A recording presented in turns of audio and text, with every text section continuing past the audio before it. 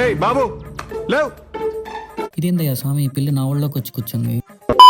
నేను మా ఫ్రెండ్స్ కలిసి సడన్ గా అరుణాచలం ప్లాన్ అయితే వేసాము. దీనికోసం అని చెప్పి మేము ఫుడ్ ప్రిపరేషన్ అయితే స్టార్ట్ చేసాము. ప్రిపరేషన్ అనగానే మీరు ఏవేవో అనుకుంటారేమో, మేము చేసింది చపాతీలు మాత్రమే. వీడిని చపాతీలు చేయరా అంటే విన్యాసాలు చేస్తున్నాడు. హడావిడిలో అవి కూడా సరైన షేప్ లో అయితే రాలేదు. ఎందుకు? గిరి ప్రదక్షిణ మార్నింగ్ 5:30కి అయితే స్టార్ట్ చేసాం. గట్టిగా ముక్కులు అయితే ముక్కేసుకొని స్టార్టింగ్ లో అందరం కలిసే స్టార్ట్ అయ్యాం, కానీ లాస్ట్ కి అందరం ఎటోళ్ళ వెళ్ళిపోయాం. ఇదేందిరా నాయన, వీళ్ళు చిన్నపిల్లలు చాక్లెట్ల కోసం కొట్టుకున్నట్టు కొట్టుకుంటున్నారు. దేనికోసం అని అనుకుంటున్నారు? చెప్పు. చింతకాయల కోసం.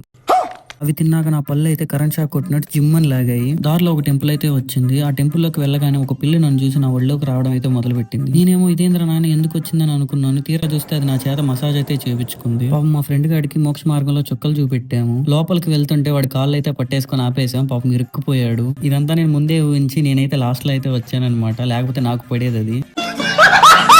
మొత్తానికైతే ఎలాగో అలా గిరి ప్రదక్షిణ అయితే కంప్లీట్ చేసాము. లాస్ట్ కి అందరిది ఒకటే పరిస్థితి అయింది.